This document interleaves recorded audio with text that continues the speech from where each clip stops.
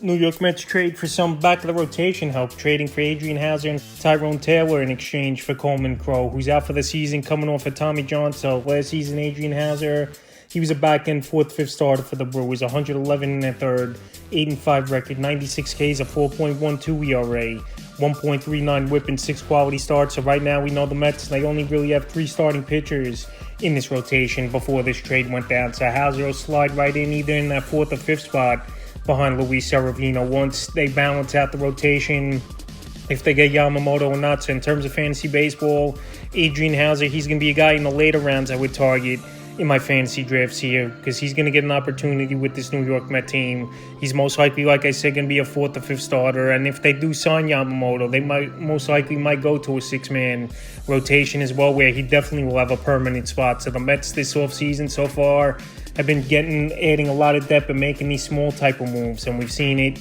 a few times now this offseason. In terms of Tyrone Taylor, it was a decent pickup here for a 4th or 5th outfielder for this New York Met team, where last season they had a lot of injuries in their outfield. But Taylor last season had a down year for the Milwaukee Brewers, 10 home runs, 35 RBIs, 9 stolen bases, 36 runs scored, a .234 average, and a .267 on base. But 2022, he showed some good power with 17 homers and 51 RBIs on 49 runs. But in terms of fantasy baseball, Taylor's not going to have any fantasy value after the down season last year. And the Mets are pretty filled in the outfield anyway with Brandon Nimmo, Starlin Marte, Jeff McNeil could play some outfield, DJ Stewart, so he'll be the 4th or 5th outfielder.